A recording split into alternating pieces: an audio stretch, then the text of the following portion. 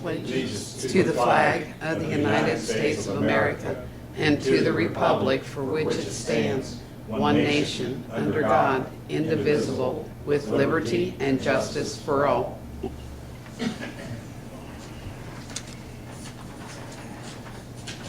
Today is Tuesday, December the 20th, 6 p.m. This is a regular meeting in Greensburg Water Board. Roll call. Tony? Yes. Chuck?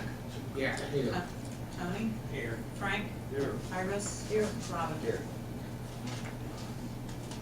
To comply with Title VI of the Civil Rights Act of '64, the city requests that participants in this meeting complete a voluntary anonymous survey that is available on the table in the back of the room. Any questions, contact Ron May.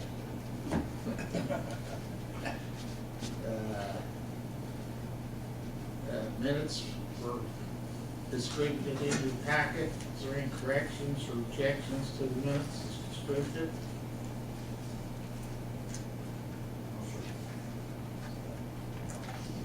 In that case, minutes will be accepted from November's meeting. New business, HNTB.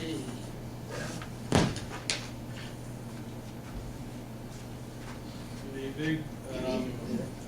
As we talked last month, one of the goals for this month was to get you some cost estimates for a couple of the options we're looking at for the water PER.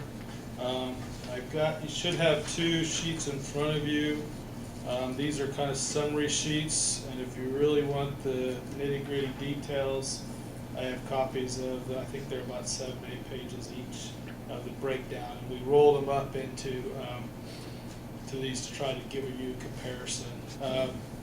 Some of the quick thoughts on that. What we're, the rehabbing of the existing, what we'd be reusing would be some of the filters, some of the building space, but you would be reconfiguring a lot of that building space. You would still be getting new clarifiers. They would be the same no matter which option you looked at. You'll also be getting a new chemical feed facilities and building with that either option there. With the rehabbing, we'd be looking at trying to utilize your existing clear well space. And I'll talk a little bit more about that in a few minutes. Versus the option, the 3A, which is a new treatment facility. Basically, we'll be getting all new facilities, new filters, new clarifiers, new chemical feed, new office space. It would all be basically new. Basically, you would be constructing a new facility along the existing one, and then you would decommission the existing one. The costs are, for planning level purposes, they are generally in the same ballpark. There's no clear-cut winner per se. I think there is a difference in cost of right around $1 million. Now, it's not nothing to sneeze at, but I will preface that on. Anytime you do rehabilitation of existing facilities, there's always the higher risk that you're going to get unforeseen additional costs during not only design, during construction. Redoing the existing facilities is probably going to add cost for maintaining those facilities during construction, because it's not a case where you can, you're still going to have a water plant treating water while you're reconstructing this and rehabbing that. So I would guess that though, if I was going to evaluate the rehabbing cost, given this planning level effort, probably would want to trend more going up than down. Whereas with the new facility, it's a lot easier at the planning level to estimate those costs because it's all new, and so there's nothing basically there's not near as many unknown risks. So as a general rule, that's kind of way, when you look at costs. These are planning level estimates. We don't have any drawings per se to that. We were basing these on similar other facilities. So there is a contingency built into that of 15%. guess, advantages and disadvantages, if you're looking for me to give you an opinion. Rehabbing always has its risk with some, you still got a 50-plus-year-old building in some parts, whereas the new facility, it's going to be all new, you're going to be starting from fresh. Rehabbing, sometimes you don't always get to layout that's exactly like you would like to plan if you were planning it new. You may, the lab building maybe not quite in the right location for ease of building and flow. Probably one other big item that we haven't really addressed, and I'm by no means an expert, but ADA compliant issues. With the existing building, it's a 2-story building, you'd be reutilizing its space upstairs. I don't know that you would have to have this building ADA compliant. We don't have any money in there for putting in a lift or an elevator, so those would be some costs that could go to rehab. The new facility, the way we currently have it laid out, it would be at grade, and most of the facilities would be accessible at grade. It wouldn't be, you wouldn't have to climb stairs or go up or in that case too, we could incorporate ramps if we have to. So those would be, and I don't know if, depending on which option you would go with, if you got into it, what we would probably do is look to get it ADA code compliant expert in there and have them evaluate whether or not what needs to be done. That's typically what we do when we go into, even with the new building, we'd probably bring them on board just to make sure we're meeting those type of requirements. But those are some of the risks you have with if you try to rehab the existing facility that may add some of the cost. So since I covered all my points I wanted to cover here. Any questions? Hey, Darren, on alternative 3A, that demolition cost, would that cost include demolition of the existing plants as we build a new plant on our property? Yes, that would include. They're pretty similar in cost to alternative 2 and 3. Yeah, let me double check through here what the demolition all does include here.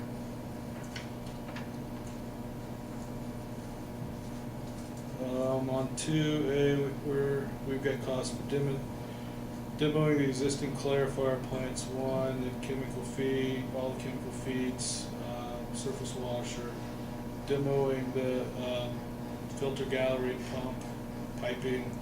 You'd be demoing the filters in the sense that you're taking out the piping, the mechanicals of that, and basically when I say reusing the filters, you're reusing the concrete. We're demoing the roof, demoing plant 2.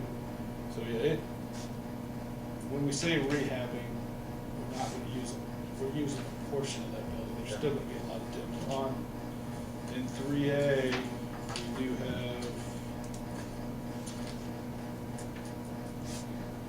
have, we have costs in there for demo plants 1, 2, and then also a little cost of demoing plant 3. If you decide to go with a different disinfectant that you're currently utilizing, there's some modifications to that plan as well. So yeah, we have costs in there. And keep in mind that demolition costs is a whole lot easier when you're not trying to save anything.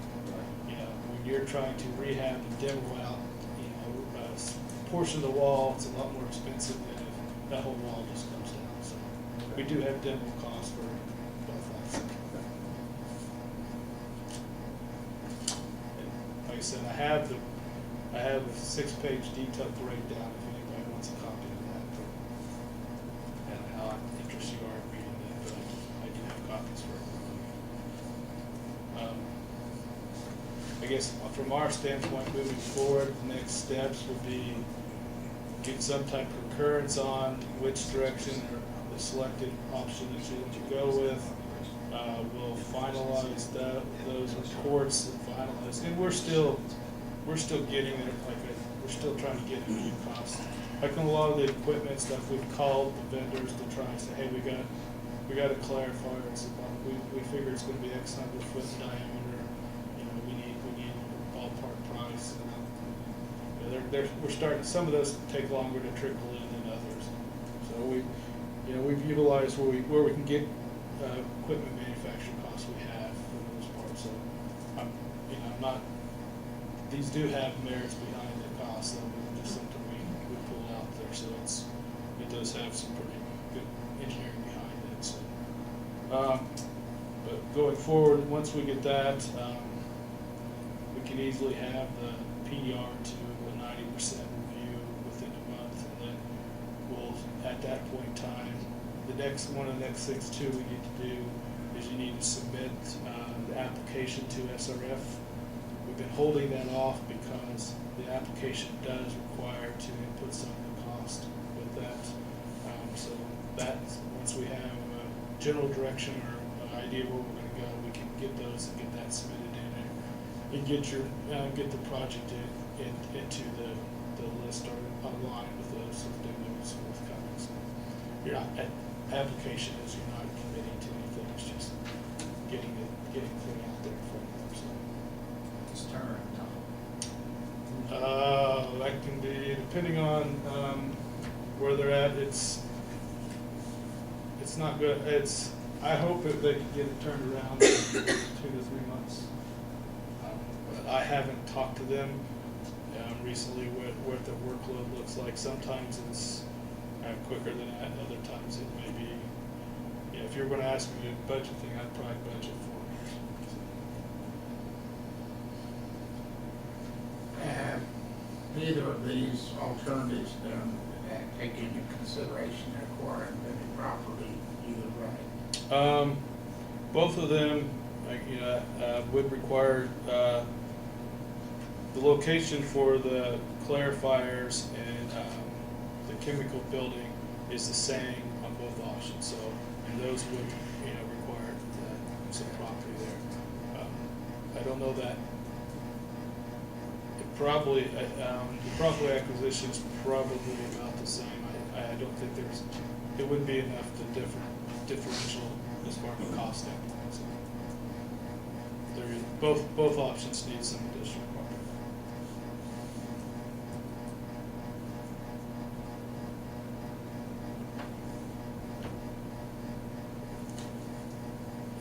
There's a lot to digest. I was trying to get this to you earlier, but literally it changed at 3 o'clock this afternoon. So. Any other questions for Darren? Yes, so to pick a choice, if we went with a higher one, but later on, I mean, are we held to that, or do we? You're not locked in. You're not. So, It's going to go through SRF, and those guys are going to look at it, and they may evaluate that and tell you, hey, maybe you ought to be looking at this again. So that's one of the advantages of using SRF funding is you have another set of engineering eyes looking at that and evaluating it, and they will review our assumptions that we made and make sure that they concur with it. If they think that's valid, or they think maybe we ought to look at something. So you're not locked in anything, and really you're just doing this report at this point in time.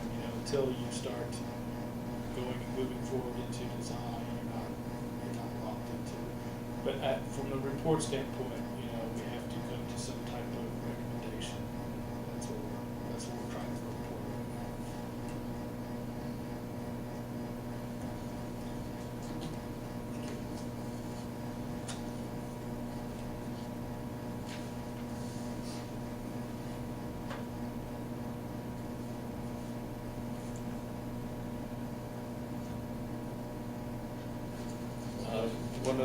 One other thing to point out, it is a planning level. We do have a contingency in there of 15% too. So there is some.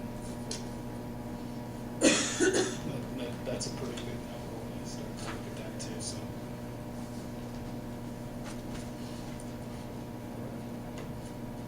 Okay. Thank you. Thank you, sir.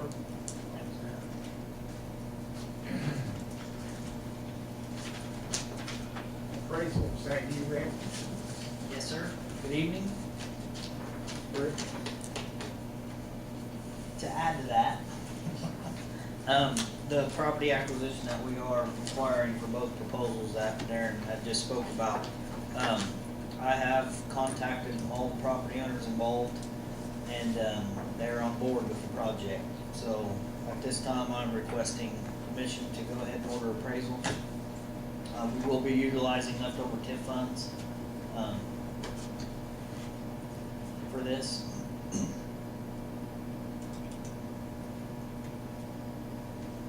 Any certain requirements for promotion of that? Do the appraisal. Authorizing him to be able to pursue the appraisal. I move we authorize Rich to go ahead with the appraisal process. Second. Motion's been made and seconded, have a roll call vote on Chuck, it. Yes. Tony, Yes. Frank, Iris, Yes. Robin. Yes. And just for clarification, Mr. Tebby, we do have to have two different appraisals, and then we average the two, correct? Okay. I will get started on that first thing. Will be next year, because I'm on vacation after.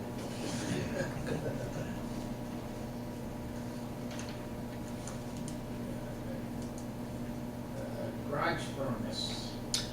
Friday, we had water all over the floor, underneath our furnace in the garage, which is across the plant, or across the street from the main plant. I got a hold of Stacy's, that come out and looked at it. The secondary heat exchange is cracked. More or less, the furnace is old and way beyond its useful life. If it was in a house, he said he would have tacked it out. It would have been shut off. It's in the garage. We are occupying that garage through the day. But I feel that it's something that we need to get taken care of quite quickly, since it is occupied through the day. So I'm asking for the $2,576 to replace the furnace. I asked him if there was a possibility we could get one of the overhang, because it's going to be hopefully temporarily. He said in the possible 3 to 5 years, you're looking at they're not near as efficient as a regular furnace. So over time, it's going to end up costing us more.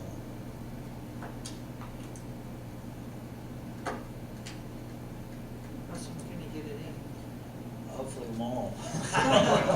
However long it takes him to get it, ordered and get it in. So I'm assuming you're probably looking at, with the holidays and stuff, at least the first part of January. So